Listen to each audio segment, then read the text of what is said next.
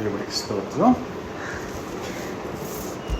మీకు అనుకుంటున్నామన్నాడు.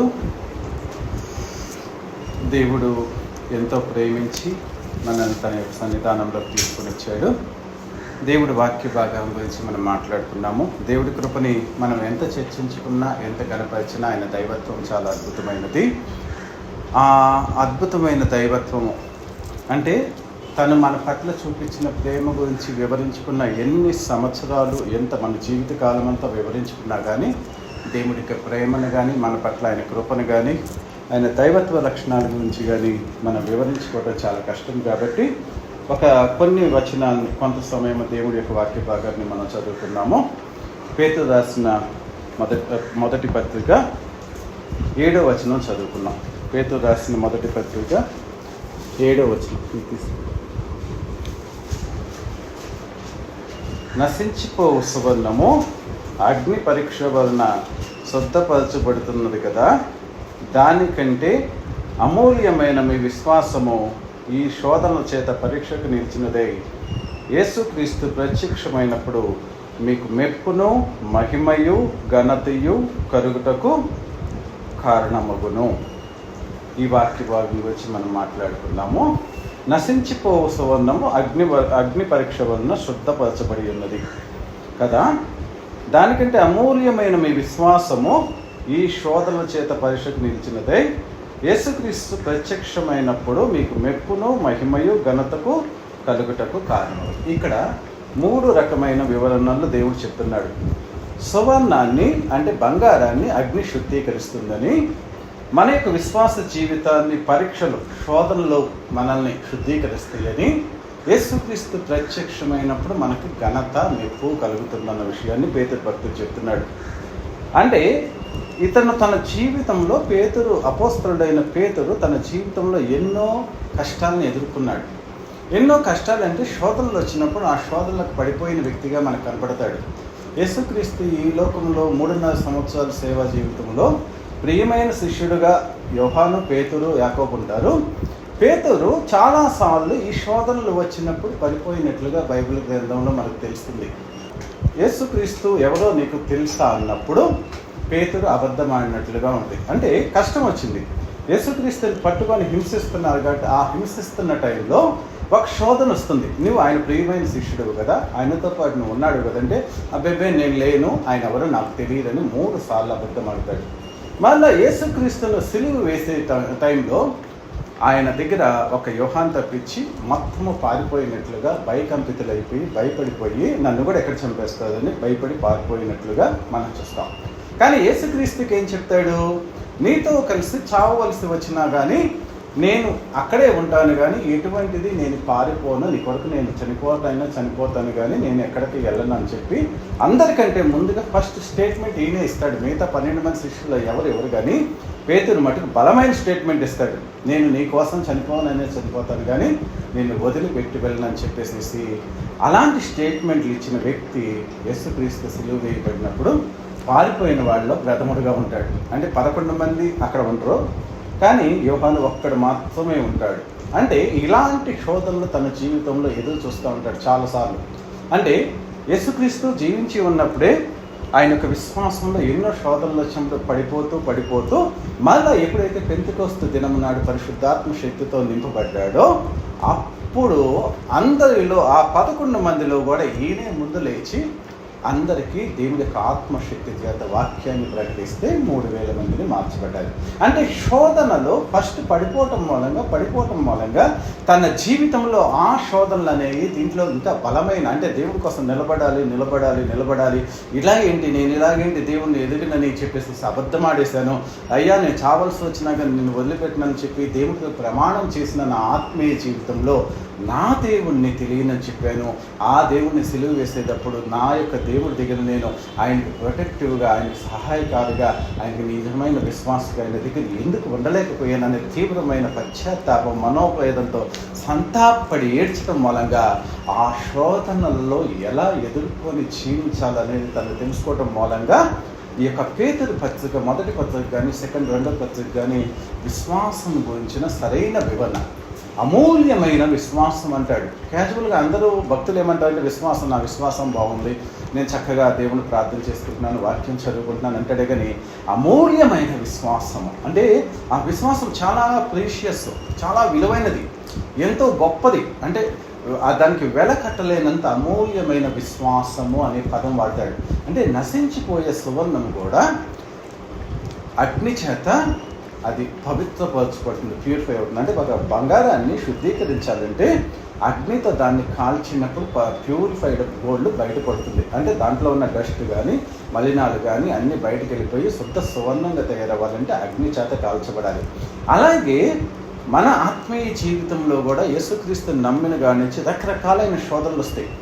ఆ శోధన సమయంలో నువ్వు మామూలుగా అన్నీ బాగున్నప్పుడు, ప్రపంచం అంతా నిన్ను ఏమన్నప్పుడు, నీ జీవితంలో ఎటువంటి అలజడులు రానప్పుడు నీవు బాగా నీ విశ్వాసంలో ఉంటావు, దేవుని స్తుతిస్తావు, ఆరాధిస్తావు, దేవుడితో సంతోషంగా ఉంటావు, అంత సంఘమందరితో సంతోషంగా ఉంటావు, అన్నీ ఆరాధిస్తూ ఎంతో గొప్పగా అంటే మా హృదయ అంతరంగంలో వచ్చిన ఆనందంతో దేవుడిని ప్రశంసిస్తూ, కొనియాడుతూ, పాటలు పాడుతూ దేవుడి గురించి సాక్షిగా ఉంటావు. కానీ నీ జీవితంలో చిన్న అలజడి వచ్చేటప్పటికల్లా నీ మనసులో అది వచ్చేసేసి నిన్ను చాలా తగ్గించేసేసి నీ యొక్క జీవితంలో అయ్యో నేను చాలా కోల్పోయానని చెప్పి దేవుడి గురించి సాక్ష్య జీవితాన్ని తగ్గించేసింది. అంటే స్టామ్స్ అనే జీవితంలో వచ్చే కష్టాలు, అంటే ఒక సముద్రంలో కష్టాలు వచ్చినప్పుడు మనం పడినప్పుడు దాని నుంచి బయటికి రావడానికి ఎంతో ప్రయాసపడతాం. అలాగే నీ జీవితంలో శోధనలు వచ్చినప్పుడు ఆ శోధనను జయించడానికి శక్తి, అంటే శోధన జయిస్తూ ఉంటే నువ్వు అంటే శుద్ధ సువర్ణమైతే ఎలాగైతే వెండికి అంటే బంగారాన్ని మనం అగ్నిలో కాల్చిన తర్వాత పవిత్రంగా ప్యూరిఫైడ్ గోల్డ్ లాగా అవుతుందో, నీ జీవితంలో కూడా శోధనలు వచ్చినప్పుడు మాత్రమే నువ్వు దాంట్లో విశ్వాసంలో పరిపక్వత స్థితి, పరిపూర్ణమైన స్థితి, దేవుడు మెచ్చిన పరిపూర్ణమైన విశ్వాసంలోకి నువ్వు వస్తావు అన్న సత్యాన్ని తెచ్చుకోండి. ఇప్పుడు సిలువ దగ్గర ఎవరున్నారు పరిపూర్ణమైన విశ్వాసంతో ఆయన ప్రేమించిన వాళ్ళు ఎవరున్నారు నుంచి వస్తే ఆయన తల్లి మరియా ప్లస్ యోహాను, ఆయన ప్రియమైన శిష్యుడు.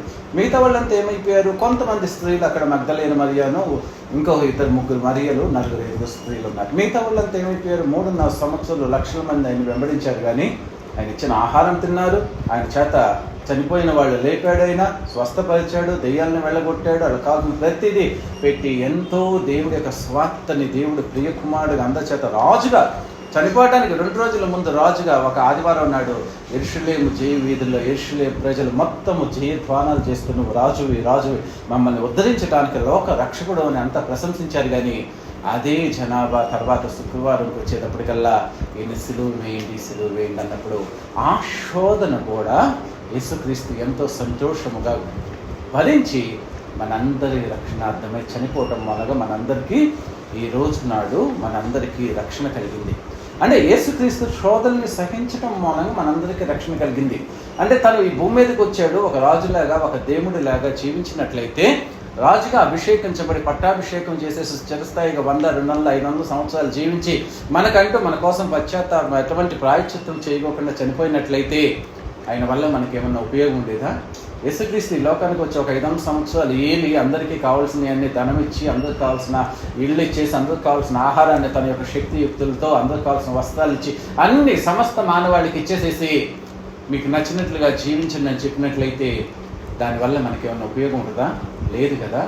ఆయన 3.5 సంవత్సరాలు తన సేవా పరిచర్యలో ఎప్పుడైతే బాప్తిసం తీసుకున్నాడో చివరికి చనిపోయి పునరుత్థానుడై లేచే వరకు ఎన్నో హింసలు, ఎన్నో శోధనలు, ఎన్నో బాధలు అనుభవించి అందరి చేత హేళనకి, అందరి చేత అవమానించబడ్డాడు, దెయ్యాలకు అధిపతి అన్నాడు, నువ్వు తిండిపోతూ అన్నారు, తాగుపోతూ అన్నారు, ఎన్నో హింసలు శ్రమలు పొందిన నువ్వు నమ్ముకున్న దేవుడు కూడా ఈ లోకంలో ఎన్నో హింసలు, ఎన్నో శ్రమలు, ఎన్నో అవమానాలు పొంది వాటన్నిటి మీద చివరికి ఫైనల్గా తను చంపేసినప్పుడు ఆ సిలువలో దేవుడికి చూపించిన విధేయత మూలంగా తన యొక్క విశ్వాసంలో తండ్రి ప్రేమను పొందుకున్న అత్యద్భుతమైన విశ్వాసంతో తండ్రి కుడిపాసంలో కూర్చోడానికి కావాల్సిన అమూల్యమైన విశ్వాసము ఆ విధేయత ద్వారా అంగీకరించబడినట్లుగా బైబిల్ గ్రంథం అండి.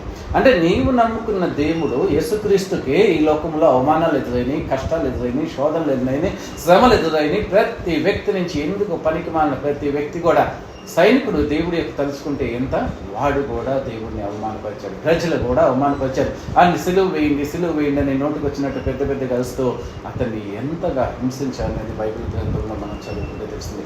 అంటే దేవుడిని ఎన్నో శోధనలకు గురి చేసినప్పుడు ఆ దేవుడు ఎంతో అంటే దేవుని యొక్క విధేయత, అంటే యేసుక్రీస్తు ఈ లోకానికి మనందరిని రక్షించడానికి వచ్చాడు కాబట్టి ఆ రక్షించడానికి వచ్చిన విధేయత ద్వారా మన కొరకు సిలువలో బలియాగం అవటం మూలంగా ఆ అమూల్యమైన విశ్వాసము దేవుడి పట్ల, యేసుక్రీస్తుకున్న తండ్రి పట్ల ఉన్న విశ్వాసం ద్వారా మనమందరము రక్షించబడటానికి, మన జీవితాల్లో పవిత్రమైన జీవితాన్ని, మన పాప పంకిలమైన మన జీవితాన్ని ఆయన రక్తంతో శుద్ధీకరించి పవిత్రపరిచి దేవుడి ఎదుటిగా ఆ నవీనమైన సంఘముగా, వధువు సంఘంగా మనం నిలబెట్టడానికి కావాల్సిన పవిత్రతని మనకి యేసుక్రీస్తు శ్రమ పడటం మూలంగా, శోధించబడటం మూలంగా తను శుద్ధ సువర్ణంలాగా సిలువలోంచి లేచినప్పుడు ఆ మృత్యువు మీద జీవితాన్ని పొందుకొని మృత్యుంజయుడిగా, జయశీలుడుగా లేవటం మూలంగా మనందరి జీవితాల్లో ఉన్న పాప పంకిలమైన జీవితాన్ని తీసివేసి తను మనందరినీ పరిశుద్ధులుగా, నీతిమంతులుగా, పవిత్రులుగా తీర్చిదిద్దడానికి అవకాశం వచ్చింది.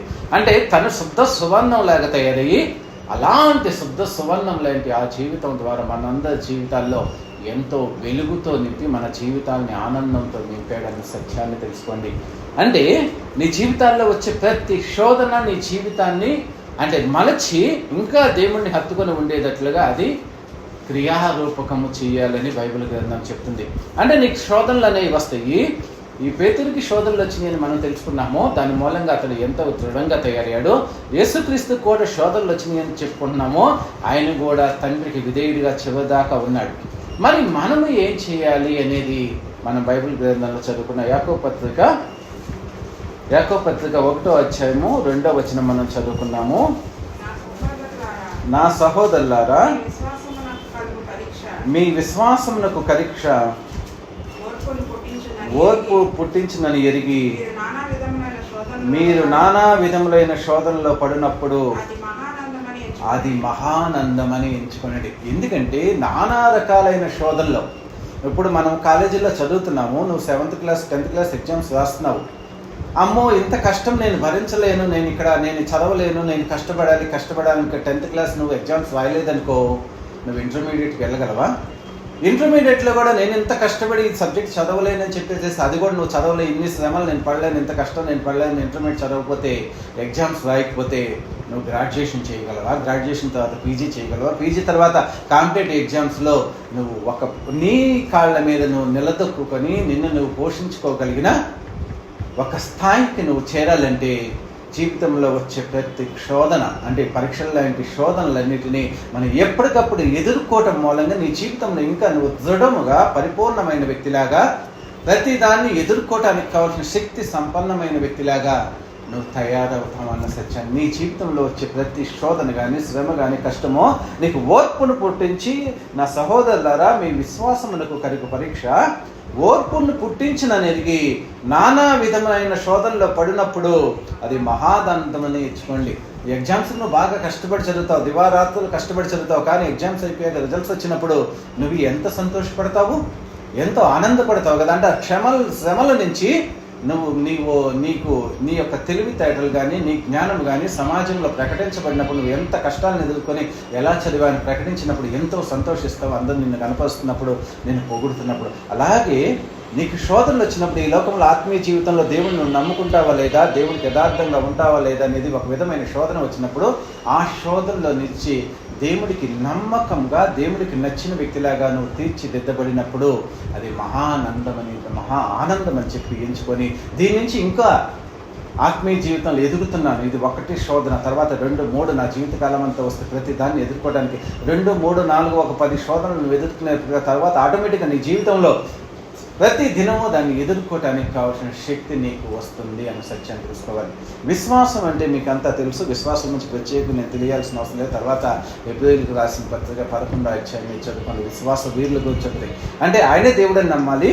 నువ్వు ఆయనకు ఏమైనా ప్రార్థన చేసి ఏదన్నా దైవా ఇది చెయ్యని చెప్పి అడిగినప్పుడు 11:6 ఉంటుంది, ఆయన చేయగలవాడు, అంటే ఉన్నవాడును అనువాడునని మోషేకి చెప్తాడు. నువ్వెవరు అని అడుగుతాడు. మోషే ఐగుప్తు నుంచి చెరసాలు దాస్యం నుంచి వాళ్ళని విడిపించండి, నువ్వెవరు అసలు, నువ్వు దేవుడిగా నీ గురించి నేనేం చెప్పాలంటే నేను ఉన్నవాడను అనువాడనంటే ఎప్పుడు లివింగ్ గాడ్, ఎటర్నల్, అంటే ఆది అంతము లేకోకుండా నిత్యము జీవించే దేవుడు ఆయన అని చెప్పి నువ్వు నమ్ముకోవాలి. ఆయన అనువాడంటే ఆయన ఏదైనా నీ జీవితంలో చేయాలని సంకల్పిస్తే అది నీకు సంతోషకరంగా ప్రపంచ మానవాళి కోసం తన ప్రియకుమారుని పంపించి విమోచన రక్షణ ఇచ్చిన దేవుడు నీ ఒక్కళ్ళ జీవితంలో కావాల్సిన ఆనందాన్ని ఇవ్వలేడా? నువ్వు ఏదడిగినా అది నీ జీవితంలో దయచేస్తాడనే బలమైన విశ్వాసం కలిగి ఉండటమే విశ్వాసం అని చెప్పాడు. అంటే ఆయనే దేవుడని నమ్మాలి. ఆయన నీ జీవితంలో నువ్వు ఏదడిగినా కానీ నీ జీవితకాలం అంతా ఆయన నిన్ను సంరక్షించగలడు, నిన్ను కాపాడగలడని చెప్పేసి నువ్వు పరిపూర్ణమైన విశ్వాసంతో ఉండాలి. అదే విశ్వాసము, అదే ధైర్యంతో ఉండాలని చెప్తాడు. అంటే మరి ఇక్కడ దీని మూలంగా మనకి విశ్వాసం మూలంగా మనకేం కలుగుతుందని ఇదే దాంట్లో పేతురు పత్రికలోనే 1వ అధ్యాయంలోనే కింద వచనంలో ఇందాక మనం 7వ వచనం చదువుతాం కదా, ఇప్పుడు 8వ వచనం చదువుకున్నాము. మీరు ఆయన చూడకపోయినను ఆయన ప్రేమించుచున్నారు, ఇప్పుడు ఆయన కన్నులారా చూడవచ్చు, విశ్వసించుచు మీ విశ్వాసమునకు ఫలమును అనగా ఆత్మరక్షణను పొందుతూ చెప్పనసక్యమును మహిమాయుక్తమునైన సంతోషం గలవారై ఆనందించుచున్నారు. నీ విశ్వాసం ద్వారా నువ్వేం చేస్తున్నావు? నీ ఆత్మని రక్షించుకుంటున్నావు. లోకంలో నీ బలము కానీ నీకున్న దాని మూలంగా నీ శరీరాన్ని ఎలాగైతే రక్షించుకోగలవో, ఎప్పుడైతే నువ్వు విశ్వాసంతో దేవుణ్ణి నీ దేవుడిగా నువ్వు అంగీకరిస్తున్నావో, ఆయనే దేవుడు, నిజమైన దేవుడు, ఆయన నా జీవితంలో ప్రతిదీ ఆయన చేయగలిగిన సమర్థుడని ఎప్పుడైతే నువ్వు బలంగా విశ్వసిస్తున్నావో, దాని మూలంగా నీ ఆత్మని నువ్వు రక్షించుకునే శక్తిని పొందుతావు.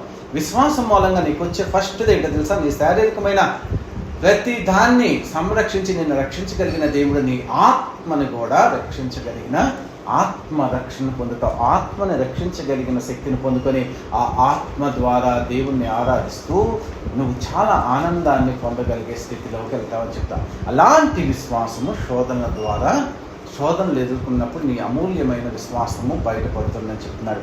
మరి మనుషులుగా చాలామంది ఈ లోకంలో దేవుడి పట్ల విశ్వాసంతో ఉన్నారు. అబ్రహాం గురించి చెప్పుకోవచ్చు, యోసేపు గురించి చెప్పుకోవచ్చు, మోషే కానీ క్రొత్త నిబంధనలో యేసుక్రీస్తు యొక్క అపోస్తలు 12 మంది కూడా, అపోస్తలుడైన పౌలు కూడా దేవుడి కోసం ఎన్నో శ్రమలు, ఎన్నో కష్టాలు, ఎన్నో పడి నమ్మకంగా తమ జీవితాన్ని దేవుడి కోసము జీవించినట్లుగా మనం బైబిల్ గ్రంథంలో చెప్తాం.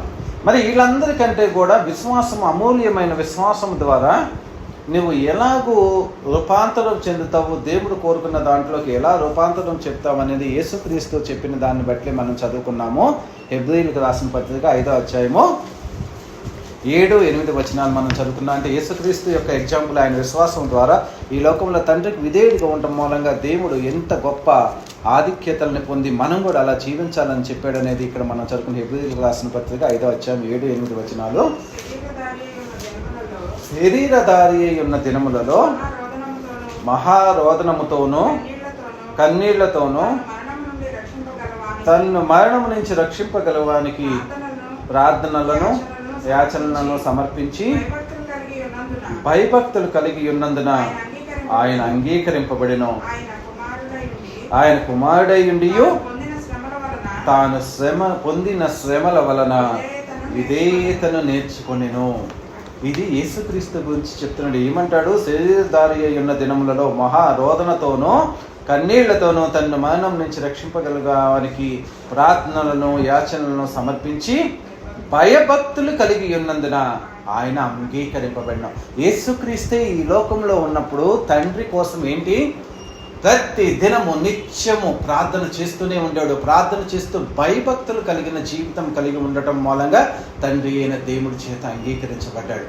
అంటే మనం ఇప్పుడు మన యేసుక్రీస్తుని మనం నమ్ముకున్నాము. మన జీవితాల్లో ఏం చేస్తున్నాం? మన శరీరధారి అన్నప్పుడు యేసుక్రీస్తు మహా శ్రమలో కాదు, కష్టాల్లో కాదు, కొండల మీద కానీ, గుట్ల మీద కానీ, సముద్ర తీర ప్రాంతాల్లో కానీ, అరణ్యాలకు వెళ్ళిపోయి నిరంతరము ప్రార్థన చేస్తూ ఉండేవాడు. రాత్రికి రాత్రులు పగలంతా బోధించేవాడు, రాత్రి వెళ్ళిపోయి ప్రార్థన చేస్తూ అరణ్యాల్లో ఎవరి కోసం ప్రార్థన చేసేవాడు?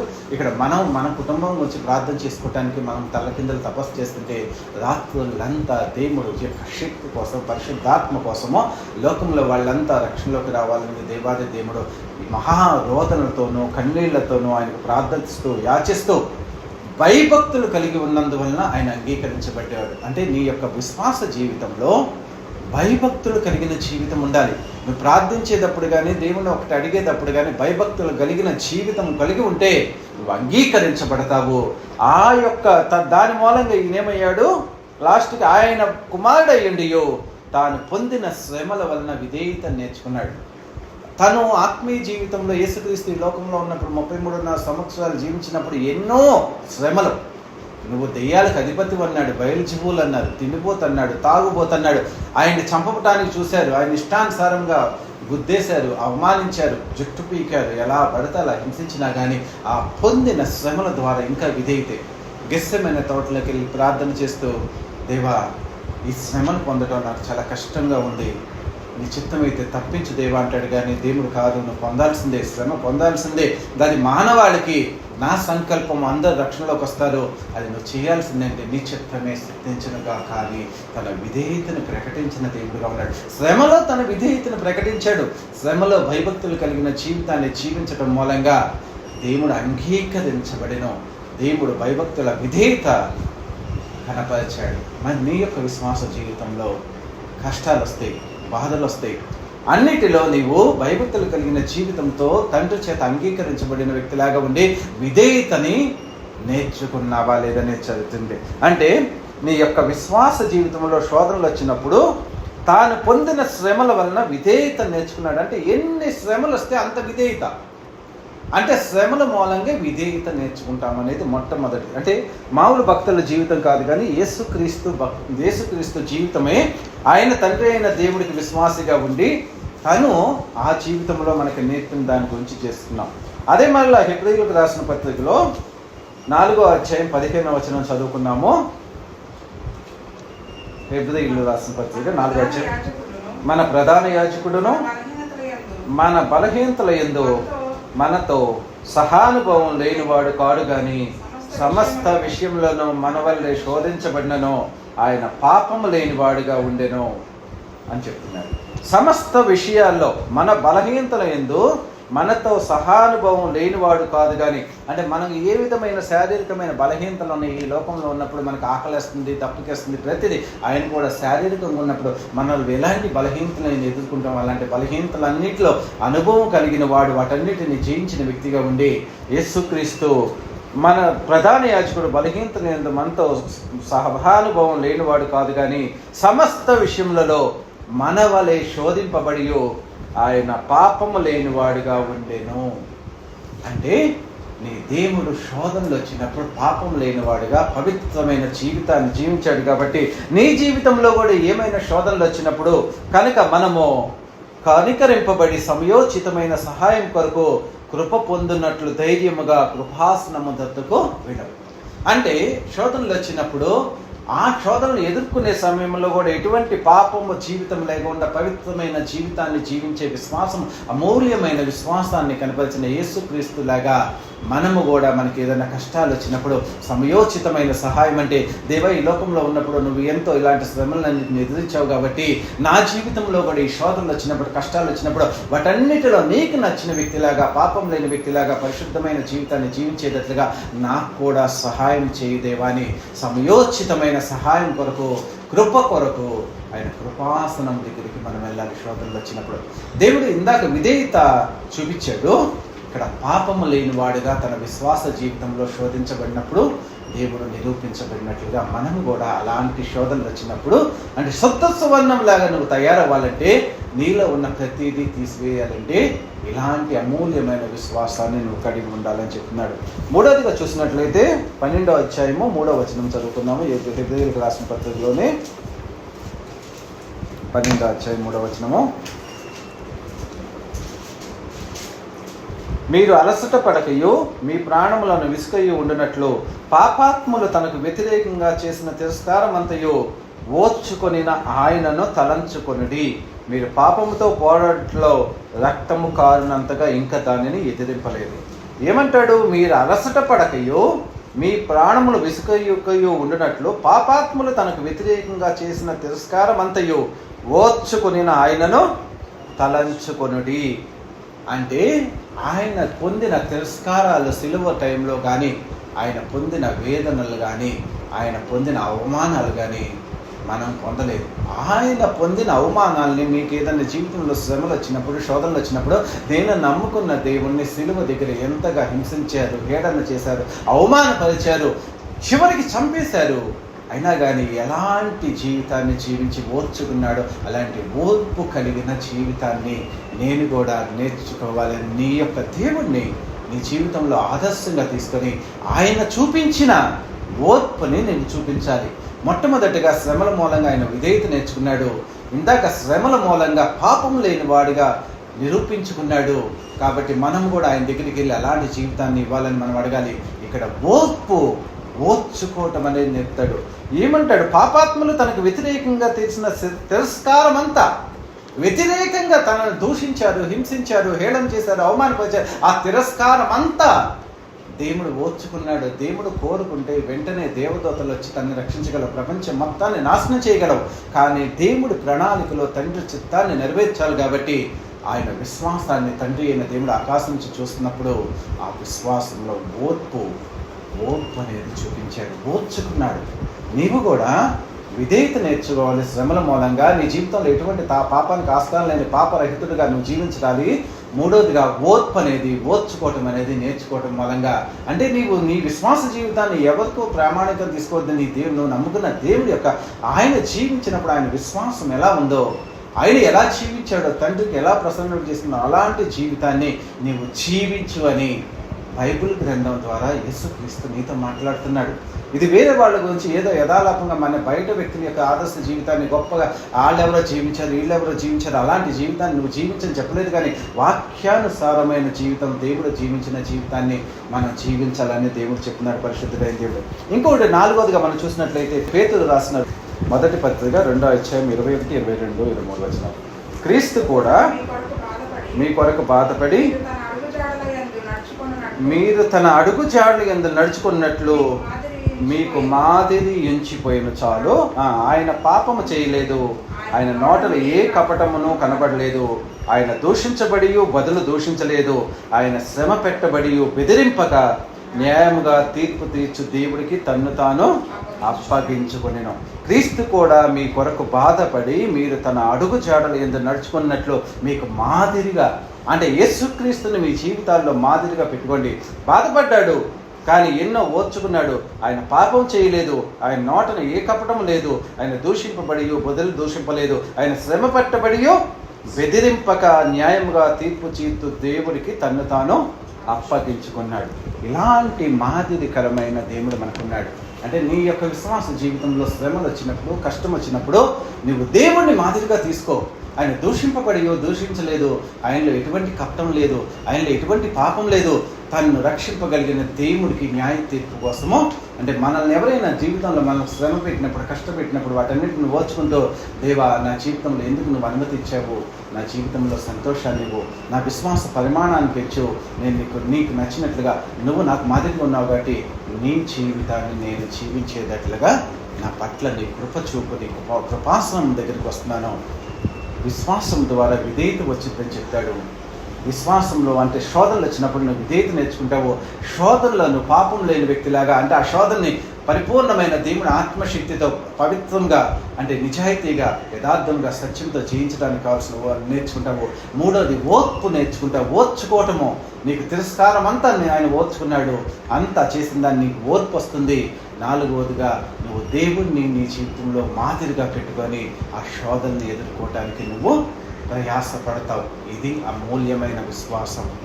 అంటే ప్రపంచంలో యేసుక్రీస్తు చూపించిన విశ్వాసం కంటే అమూల్యమైన విశ్వాసం అనేది ప్రపంచంలో ఏది లేదు.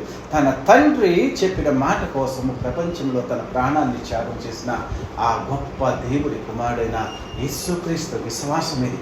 ఆయన శిష్యులు 12 మంది తన కోసం హతసాక్షులు అయిపోయారు. ఒక యోహాను తప్పించి మిగతా 11 మంది. స్టెఫన్ హతసాక్షి అయిపోయాడు. మిగతా వాళ్ళంతా కూడా ఎంతో మంది హతసాక్షులై తమ విశ్వాసాన్ని కాపాడుకున్నారు. కానీ యేసుక్రీస్తు జీవించినప్పుడు ఆయన ఎంతగా శోధించారు. మరి దేవుడి కుమారుని ఆయన విశ్వాసంగా, సత్యముగా, యథార్థంగా, నిజాయితీగా, నీతిగా దేవుడికి నచ్చినట్లు జీవిస్తుంటే ఈ లోకంలో ఇన్ని కష్టాలను ఎదుర్కొన్నప్పుడు ఆయన్ని నమ్ముకొని అలాగే క్రైస్తవులుగా జీవించే మీ జీవితాల్లో వచ్చే శోధనని మీరు కూడా అలాగే ఎదుర్కోవటానికి కావాల్సిన ఆయన మాదిరిగా ఉన్నాడు. ఆయన అన్ని అనుభవించాడు. ఆయన ఏదో సింహాసనం మీద కూర్చొని రాజులాగా వైభవాన్ని, గొప్ప ఘనతలని పొంది విలాసవంతమైన జీవితంతో జీవించి నిన్ను అలా ఉండమని, నిన్ను ఓర్చుకోమని చెప్పట్లేదు కానీ, బానిసలాగా నిన్ను బతకమని చెప్పట్లేదు కానీ, తను కూడా మనలాంటి శరీరాన్ని పొంది ఈ లోకంలో సాధారణమైన జీవితాన్ని జీవించి ప్రతి వ్యక్తి చేత అపహసించబడి, అవమానించబడి, హేళనకు గురి చేయబడి, ప్రతి వ్యక్తి చేత ఎన్నో కష్టాల్ని ఎదుర్కొని వాటన్నిటినీ అవమానాన్ని సహించి దేవుడి కుమారుడిగా చివరిదాకా జీవించి మాదిరిగా ఉన్నాడు. విధేయతను చూపించాడు, పాపం లేనివాడుగా ఉన్నాడు, ఓర్చుకున్నాడు. చివరికి మనకి మాదిరిగా ఉండి మనం కూడా అలాగే జీవించాలని చెప్పేది ఉన్న దేవుడిగా ఉన్నాడు. మరి అలాంటి అమూల్యమైన విశ్వాసంతో మీ ఆధ్యాత్మిక జీవితాన్ని క్రైస్తవులుగా అంటే క్రీస్తు పేరు పెట్టుకున్న మీరు అలాంటి జీవితాన్ని జీవిస్తూ ఆయన కృపాసనం దగ్గరికి వెళ్ళండి. నీ కృప కొరకు, దేవుడి కృప కొరకు. ఎందుకంటే అలాంటి అనుభవం కలిగిన వ్యక్తి నీ జీవితాల్లో నువ్వు పొందే ప్రతి శ్రమ కానీ, కష్టం కానీ, బాధ కానీ ఈ లోకంలో ఆయన అనుభవించి వెళ్ళాడు కాబట్టి, ఆయనకి అనుభవం లేనివాడు కాదు, అన్నీ అనుభవించాడు కాబట్టి, దేవా నువ్వు ఈ లోకంలో ఉన్నప్పుడు అన్నీ అనుభవించావు కదా, నేను పడే కష్టం నీకు తెలుసు కదా దేవా, నువ్వు అనుభవపూర్వకంగా తెలుసుకున్నావు కదా అని చెప్పి, దేవా నీ కృపతో నన్ను కాపాడు దేవా, నీ కృప చూపించని ఆయన కృపాసనం దగ్గరికి, ఆయన పాదాల చెంత దగ్గరికి వెళ్ళి నువ్వు ప్రార్థించి అడిగినట్లయితే నీ ప్రతి శోధన నుంచి నిన్ను శుద్ధ సువర్ణంలాగా అది కరిగే కొంది, వేడిలో కాలే కొందికి పరిపూర్ణమైన ప్యూర్ గోల్డ్గా, పవిత్రమైన బంగారంలాగా, పరిశుద్ధమైన బంగారంలాగా ఎలాగైతే తయారవుతుందో బంగారం, నీ విశ్వాసం కూడా బంగారంతో పోల్చాడు దేవుడు. ప్రతి శోధనకి అది కరిగి స్వచ్ఛమైన బంగారంలాగా ఎలాగైతే స్వచ్ఛమైన విశ్వాసము అమూల్యమైన విశ్వాసంగా రూపాంతరం చెందుతుందని చెప్తాడు. మరి మన జీవితంలో శోధనలు వచ్చినప్పుడు కృంగిపోతున్నామా? వెంటనే లోకంలోకి వెళ్ళిపోతున్నామా? సైతాన్ నా జీవితంలో చేస్తున్నాడు ఏంటని చెప్పి వాడికి సరెండర్ అయిపోయి మనం దేవుడి యొక్క విశ్వాసాన్ని వదిలిపెడుతున్నామా అంటే అలాంటి దుష్ట హృదయం మనలో ఉండకూడదని దేవుడు చెప్తున్నాడు. అంటే మన కష్టాలు వచ్చినప్పుడు దేవుణ్ణి వదిలిపెట్టి వెళ్ళిపోయే దుష్ట హృదయము మీలో ఉండకూడదని చెప్పి హెబ్రీయులకు రాసిన పత్రిక 3వ అధ్యాయం 12వ వచనం చదువుకున్నాం ఒకసారి.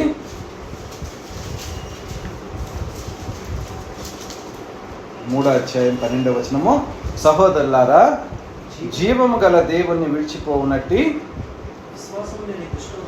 విశ్వాసము లేని దుష్ట హృదయము మీలో ఎవని ఎందైనను ఒకవేళ ఉండునేమో అని జాగ్రత్తగా చూసుకోండి అన్నాడు. విశ్వాసముని వదిలిపెట్టే దుష్ట హృదయం, జీవము గల దేవుణ్ణి విడిచిపెట్టే హృదయం. అంటే ఏదన్నా కష్టాలు వచ్చినాయి, ఏదన్నా శోధనలు వచ్చినాయి, ఈ లోకంలో ఏదన్నా వచ్చినప్పుడు జీవము గల దేవుణ్ణి వదిలిపెట్టేస్తాం. అంటే నీ విశ్వాసము ఎలాంటిది?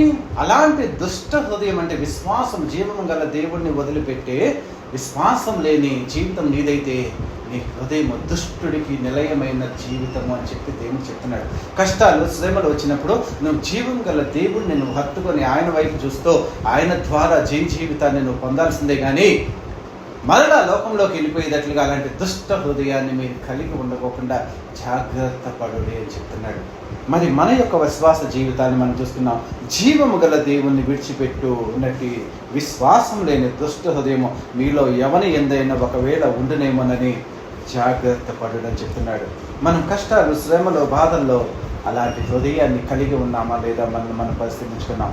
మరి ఈ వచనంలో మనం అమూల్యమైన విశ్వాసం గురించి, శోధనల గురించి మనము చదువుకున్నాం. లాస్ట్గా మరి సరే ఈ అమూల్యమైన శోధనలో నువ్వు ఎదుర్కొని అమూల్యమైన విశ్వాసాన్ని ప్రదర్శించినప్పుడు దేవుడు నీకు బహుమానాన్ని ఇస్తాడని చెప్తాడు. ఏమని చెప్తాడు? ఈ శోధనలు అంటే నీ అమూల్యమైన విశ్వాసము శోధనల చేత పరీక్షకు నిలిచినదైతే, అంటే పరీక్షల్లో నువ్వు నిలబడినట్లయితే, పరీక్షలనంతా యేసుక్రీస్తు జయించాడు. జయించినప్పుడు ఏమైంది? తండ్రి ఆయన తీసుకెళ్ళిపోయి తండ్రి కుడిపార్శ్వంలో కూర్చోబెట్టుకున్నాడు. మరణాన్ని అంటే విశ్వాసం ఎప్పుడైతే జయించాడో, మరణం మీద జయించే అధికారం ఇచ్చి మృత్యుం చేయడిగా లేపాడు. అందరికీ కనబడ్డాడు 40 దినాలు. తర్వాత ఆరోహణ అయిపోయి అందరు చూస్తుండగా పరలోకానికి వెళ్ళిపోయి తండ్రి తన కుడిపార్శ్వంలో కూర్చోబెట్టుకొని తన ప్రియ కుమారుడు అనే ప్రపంచ మానవాళికి 2000 సంవత్సరాలుగా ప్రశంసించబడేటట్లుగా ఆయన నామాన్ని మాత్రమే తండ్రి దగ్గరికి ఏదైనా రావాలి అంటే యేసుక్రీస్తు నామాన మాత్రమే నువ్వు ప్రార్థన చేయాలని అంత అత్యుత్తమమైన ఘనతకి యేసుక్రీస్తుకి ఇచ్చాడు. తన విశ్వాసిగా ఈ లోకంలో ఉండి తండ్రి చేత అంగీకరించబడ్డాడు కాబట్టి అంత గొప్ప ఘనతనిచ్చి మనమంతా ఇప్పుడు యేసుక్రీస్తు నామాన దేవా నాకు ఇచ్చేయని నేను యేసుక్రీస్తు ద్వారా మాత్రమే, ఆయనే మార్గం, ఆయన సత్యం, ఆయన ద్వారానే అడిగే అంత గొప్ప అర్హతనిచ్చాడు. అంటే యేసుక్రీస్తుకే గొప్ప మెప్పునిచ్చాడు, ఘనతనిచ్చాడు. మరి మనకి కూడా విశ్వాసంలో నిలిచిందైతే ఏమంటాడు? విశ్వాసం నిలిచిందైతే యేసుక్రీస్తు ప్రత్యక్షమైనప్పుడు మీకు మెప్పును మహిమయు ఘనతయు కలుగును. అంటే యేసుక్రీస్తు ప్రత్యక్షమైనప్పుడు మెప్పు ఘనత మహిమ కలుగుతుందని చెప్తాడు. అంటే యేసుక్రీస్తు ప్రత్యక్షమైనప్పుడు మీ విశ్వాసానికి కావాల్సిన మెప్పు ఘనత మహిమ కలుగుతుంది. అంటే దేవుడు నిన్ను మెచ్చుకుంటాడు, నిన్ను ఘనపరుస్తాడు, నీకు ఘనపరుస్తాడు, నీకు మెప్పు ఘనత మహిమ కలిగి అంటే మహిమ కలిగిన పరలోక రాజ్యంలో తనతో పాటు శాశ్వతముగా నిలబెట్టుకుంటాడు, నిన్ను ఘనపరుస్తాడని చెప్తాడు. ఎప్పుడు ప్రత్యక్షం అవుతాడంటే యేసుక్రీస్తు రెండో రాకడ కంటే ముందు కూడా ర్యాప్చర్ అనేది వస్తుంది. రహస్య రాకడంటే దేవుడు రహస్య రాకడ త్వరలో రాబోతుందని ప్రపంచ మానవాళి చెప్తున్నాడు. కొరింథీయులకు రాసిన పత్రిక 15వ అధ్యాయంలో 51వ వచనం నుంచి చదువుకున్నాము 54వ వచనం దాకా. ఆయన ప్రత్యక్షత మొదటిగా రహస్య రాకడ వస్తుంది, ర్యాప్చర్ వస్తుంది. తర్వాత రెండవ రాకడంటే 7 ఏళ్ల శ్రమల కాలం తర్వాత దేవుడు మరలా ఈ లోకానికి వచ్చి తన రాజ్యాన్ని స్థాపిస్తాడనేది రెండవ రాకడ. అంటే రాకడ 2 రకాలుగా ఉంటుంది. తన సంఘాన్ని, వధువు సంఘాన్ని ర్యాప్చర్ చేసుకొని పరలోక రాజ్యాన్ని తీసుకెళ్ళిపోయి 7 ఏళ్ళు కింద శ్రమలు జరుగుతున్నప్పుడు పెండ్లి విందులో ఆ సంఘాన్ని, పవిత్రమైన సంఘాన్ని తన రక్తంతో కొన్నటువంటి సంఘంతో ఆయన ఒక విందు చేస్తాడనేది బైబిల్ గ్రంథం చెప్పింది. ఆ రహస్య రాకడంటే ఆకాశంలో ఒక బోర మోగింది.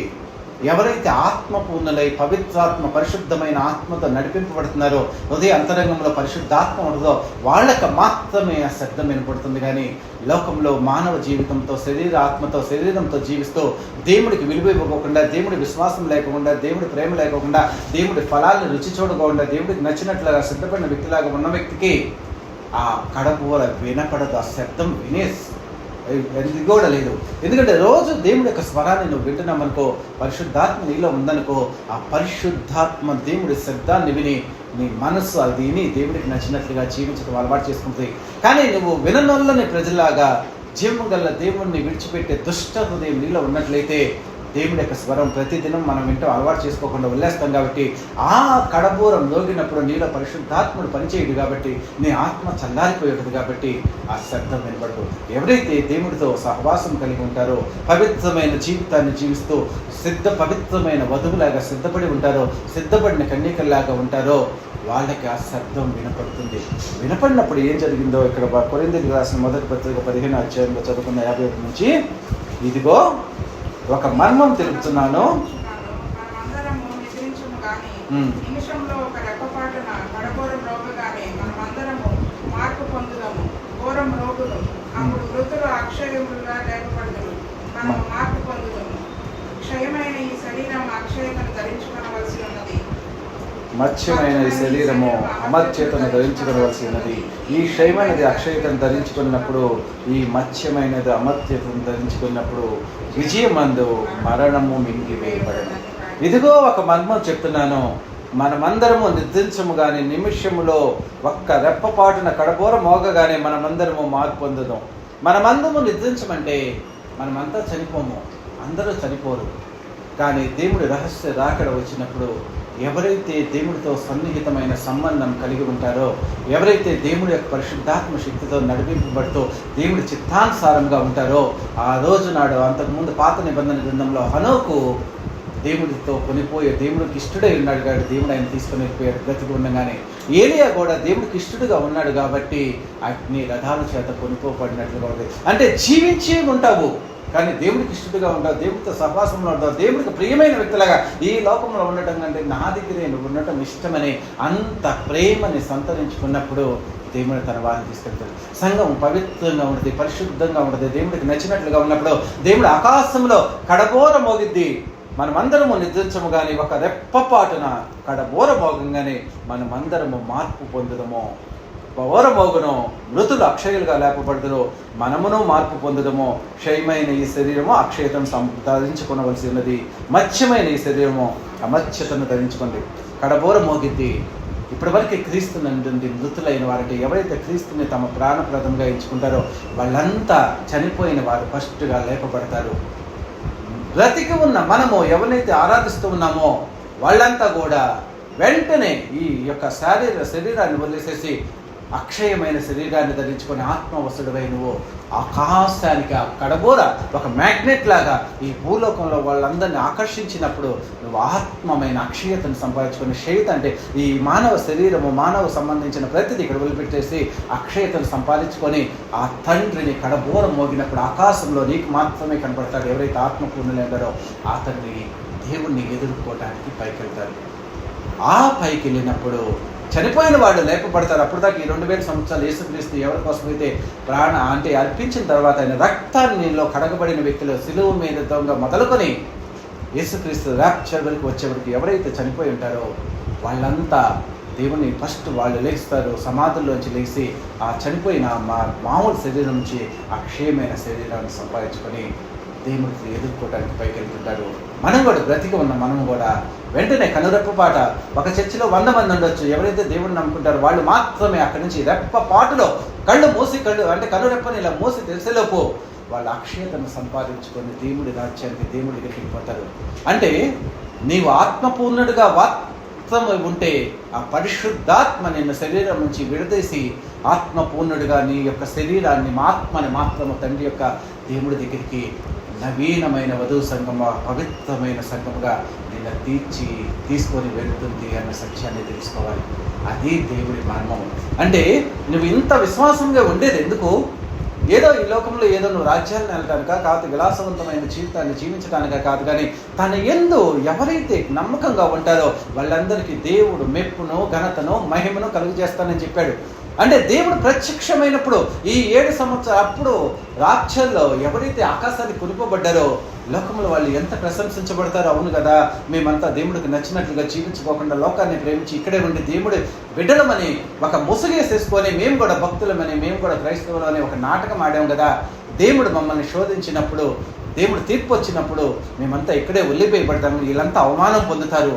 ఎవరైతే దేవుడితో వెళ్ళిపోతారో వాళ్ళంతా ఇక్కడే గణపరచబడతారు, ఇక్కడే మెప్పు పొందుతారు.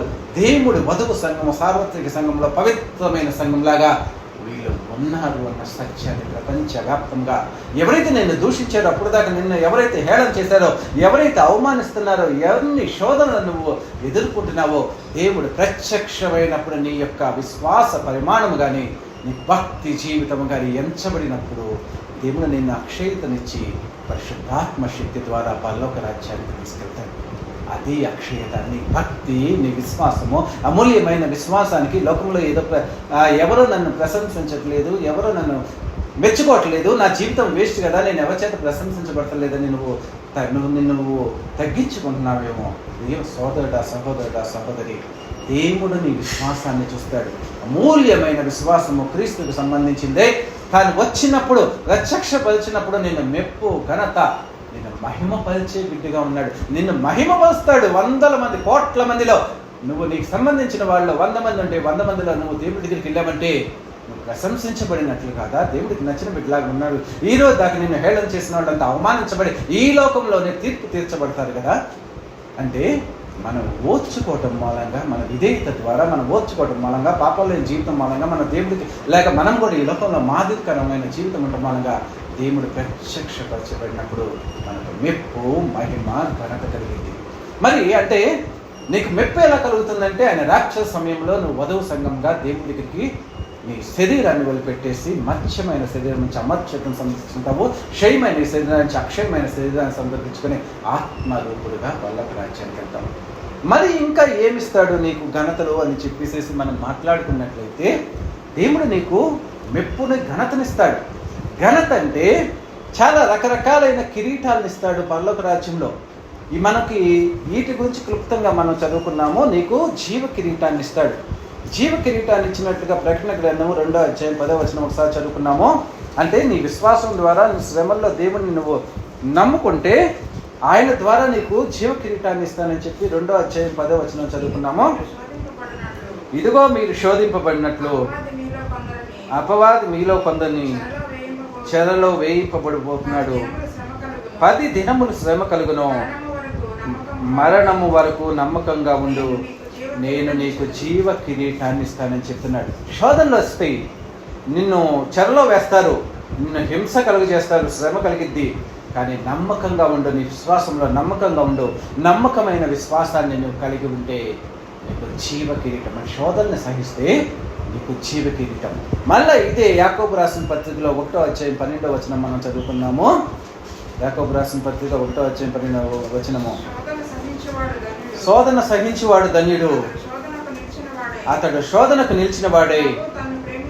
ప్రభువు తన్ను ప్రేమించి వారికి వాగ్దానం చేసిన జీవ కిరీటము పొందిన.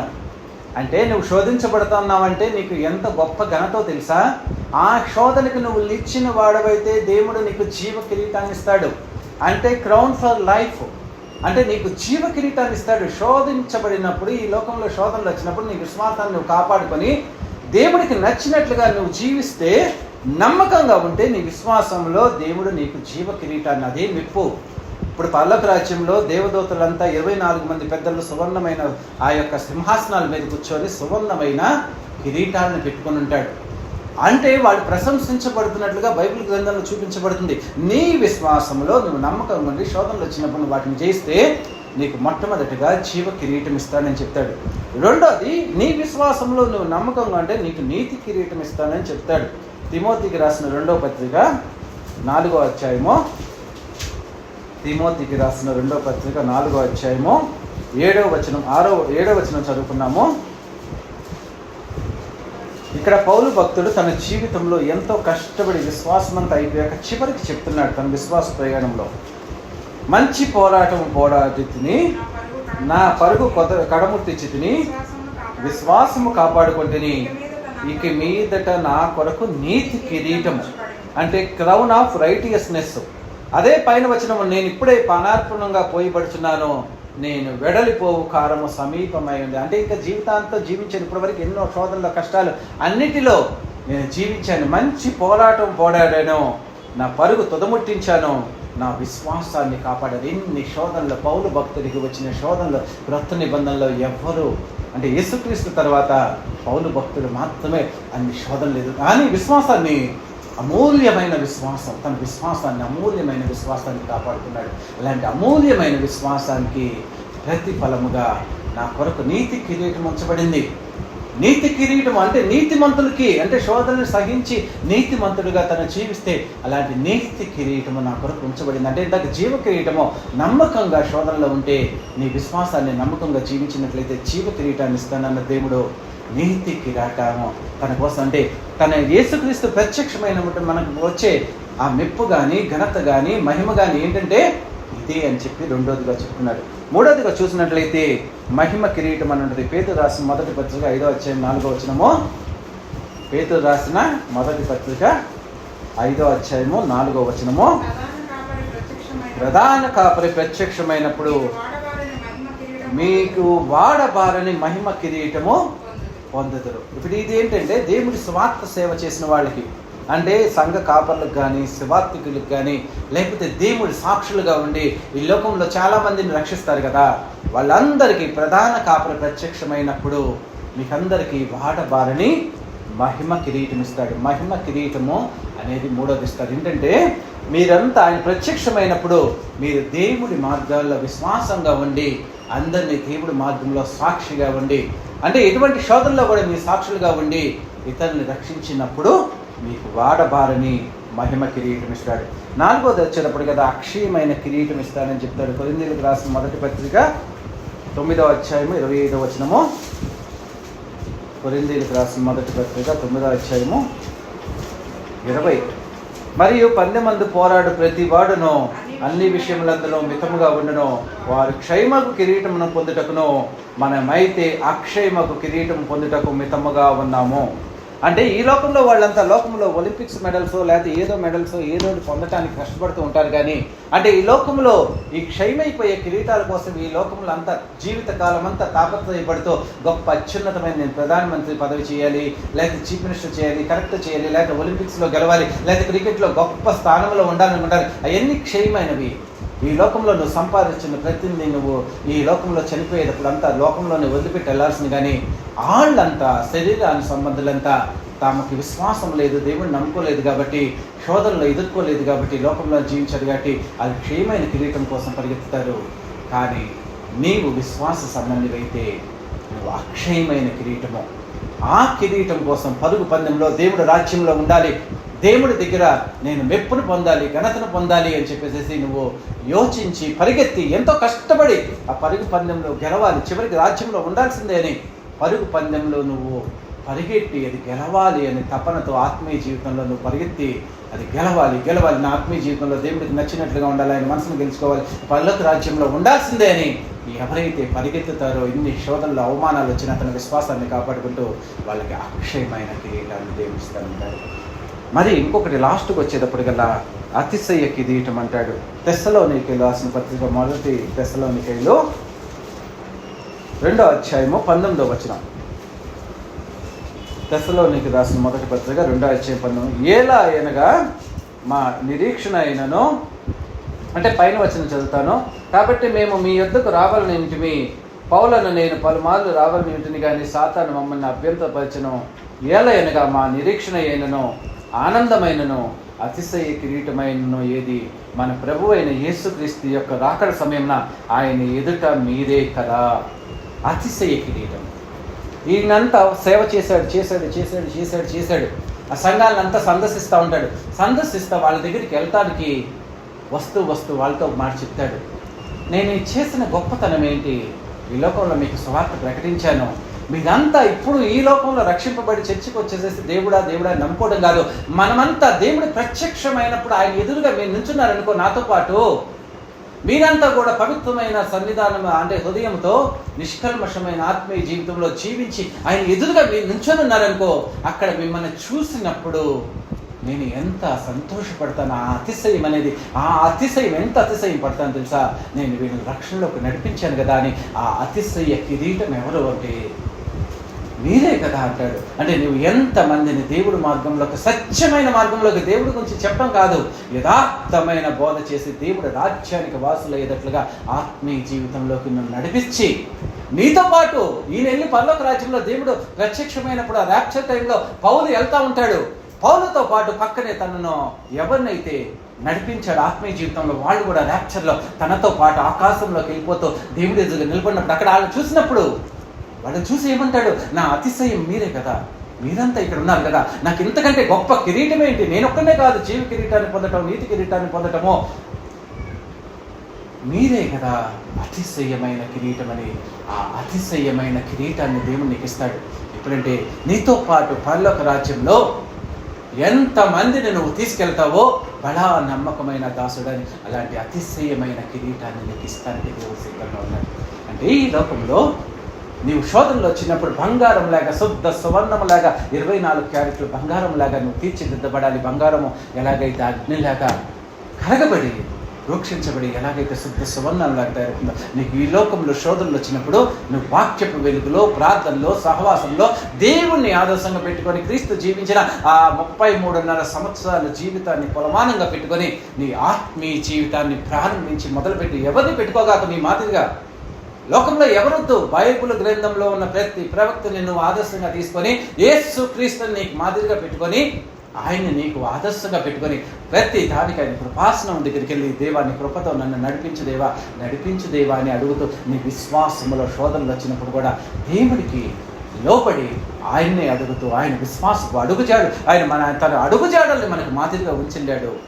శోధింపబడ్డాడు, ఆయన హింసించబడ్డాడు, ఆయన నరక యాత్ర పొందబడ్డాడు, చివరికి చనిపోయాడు, ఎన్నో కష్టాలు మనలాగా జీవించాడు. కాబట్టి అలాంటి మాదిరికరమైన దేవుడు మనకున్నాడు. కాబట్టి నీకు వచ్చిన ప్రతి శోధనల దగ్గరికి వెళ్ళు, ఆయన అనుభవాన్ని నీకు ఇచ్చి నీ జీవితంలో కూడా నిన్న అద్భుతమైన విశ్వాసం నుంచి అధికమైన విశ్వాసానికి, అమూల్యమైన విశ్వాసానికి, ప్రశస్తమైన విశ్వాసానికి దేవుడు నిన్ను చూసి నా ప్రియమైన కుమార్తె, నా ప్రియమైన కుమారుడాన్ని ప్రశంసించేటట్లుగా అంత అత్యద్భుతమైన విశ్వాస జీవితంలోకి నిన్ను నడిపిస్తాడు. నడిపించినప్పుడు ఆయన మళ్ళా వచ్చినప్పుడు ప్రత్యక్షపరచబడినప్పుడు నీకు మెప్పును కలుగజేస్తాడు, నీకు ఘనతను కలుగజేస్తాడు. ఈ లోకంలో అందరూ వదిలివేయబడినప్పుడు నువ్వు ఆకాశంకి దేవుడి దగ్గరికి వెళ్ళిపోయినప్పుడు ఇక్కడే కనపరచబడతావు. భక్తి జీవితము ఇలాంటి ఇప్పుడు దాకా నేను హేళన చేసి ఉండొచ్చు, కానీ ఆ రోజు నిన్ను ప్రశంసిస్తూ ఉంటారు, ఘనపరచబడతావు. దేవుడు మహిమ రాజ్యంలో, పరలోక రాజ్యంలో ఉంటాడు. నిన్ను దేవుడు హెచ్చించి మెప్పుగా నీకు కిరీటాలను ఇస్తాడు. నువ్వు నమ్మకంగా ఉంటే జీవ కిరీటాన్ని ఇస్తాడు. తర్వాత తన యొక్క మహిమ కిరీటాన్ని ఇస్తాడు, అతిశయ కిరీటాన్ని ఇస్తాడు, అక్షయమైన కిరీటాన్ని ఇస్తాడు, నీతి కిరీటాన్ని ఇస్తాడు. ఇలాంటి అత్యద్భుతమైన తన యొక్క నిన్ను ప్రశంసించేటట్లుగా దేవుడు, అలాంటి నీ విశ్వాసం ద్వారా దేవుడి చేత ప్రశంసించబడేటట్లుగా నీ అమూల్యమైన విశ్వాసం ఉండాలని దేవుడు నీ కోసం ఈ లోకానికి వచ్చాడే. కానీ నీ విశ్వాసాన్ని ఈ లోకంలో వాళ్ళు నిన్ను ప్రశంసించేటట్లుగా, లోకంలో వాళ్ళ చేత గొప్పగా కీర్తించబడాలన్న ఉద్దేశంతో ఆయన నిన్ను రక్షించుకోలేదన్న విషయాన్ని నేర్చుకో. ప్రియమైన దేవుని బిడ్డలారా, అలాంటి గొప్ప దేవుని నమ్ముకున్నావు. ఆ దేవుడి యొక్క సన్నిధిలో నీవు ఈ లోకంలో నీ విశ్వాసాన్ని కాపాడుకుంటూ ఎటువంటి శోధనలు వచ్చినా, నా దేవుడికి శోధనలు వచ్చినాయి, ఆయన ఎదుర్కొన్నాడు. ప్రార్థనలు నిరంతరము యాచనలో ప్రార్థన చేస్తూ, ఈ శరీరధారి ఉన్నప్పుడు ఆయన ఎలాంటి ప్రార్థనలు చేస్తూ ఈ లోకంలో ఎదుర్కొన్నాడో, నేను కూడా నా ప్రార్థనా జీవితాన్ని, వాక్యాన్ని చదువుకుంటూ, వాక్యపు వెలుగులో నా జీవితాన్ని సరిదిద్దుకుంటూ దేవుడికి నచ్చిన బిడ్డలాగా నన్ను నేను రూపాంతరం చెందుతూ దేవుడిని మాదిరిగా పెట్టుకొని దేవుడి కృపాసనం దగ్గరికి ప్రతి దినము వెళుతూ నా ఆత్మీయ జీవితంలో బలమైన విశ్వాసంతో, అమూల్యమైన విశ్వాసంతో, ప్రశంసమైన దేవుడి చేత ప్రశంసించబడే విశ్వాసంతో ఆత్మీయ జీవితాన్ని కొనసాగిస్తూ దేవుడు ప్రత్యక్షమైనప్పుడు ఆయన చేత మెప్పును, ఘనతను, మహిమను పొందేటట్లుగా ఉండాలి. నీ విశ్వాసానికి ఫలం ఏంటంటే ఆత్మ రక్షణతో స్టార్ట్ అయ్యి ఈ లోకంలో వచ్చే శోధనలు జయిస్తూ నీ విశ్వాసం అమూల్యమైన విశ్వాసముగా మార్చబడి నువ్వందరికీ దేవుడికి సాక్షిగా ఉండి దేవుడు ప్రత్యక్షమైనప్పుడు లోకంలో వాళ్ళందరి చేత ప్రశంసించబడేటట్లుగా ఉండాలి. పరలోక రాజ్యంలో నిత్యత్వంలో ఆ మహిమగల రాజ్యంలో నువ్వు ఉండేటట్లు ఉండాలి. దేవుడి చేత మెచ్చబడిన వ్యక్తిలాగా కిరీటాల్ని నువ్వు పొందుకునేటట్లుగా ఉండాలని దేవుడు ప్రణాళిక. అది బైబిల్ గ్రంథంలో విశ్వాసం గురించిన వివరణ. అలాంటి వివరణ దేవుడు అంత ప్రశస్తమైన తన యొక్క జ్ఞానం చొప్పున మనకు విశ్వాసాన్ని ఇస్తే మనం ఏదో విశ్వాసం అని సాధారణంగా చెప్పుకుంటూ ఉంటాం. మనది విశ్వాసమా? మనల్ని మనం ఒకసారి పరిశీలించుకున్నాము. మనది విశ్వాసమా? ఒకసారి మనల్ని మనం పరిశీలించుకుంటే విశ్వాసంలో మన స్థాయి ఏంటో తెలుస్తుంది. దేవుడు అమూల్యమైన విశ్వాసాన్ని నీ ద్వారా కోరుకుంటున్నాడు. అలాంటి విశ్వాసం ద్వారా దేవుడి చేత ఘనతని, మెప్పుని, మహిమను పొందే స్థాయికి మనం చేరాలనుకుంటున్నాడు. అలాంటి కృపను దేవుడు మనకు అనుగ్రహించి మన జీవితాల్లో తన ఆత్మ ద్వారా నడిపించి కార్యాలు జరిపించునుగాక. ఆమేన్.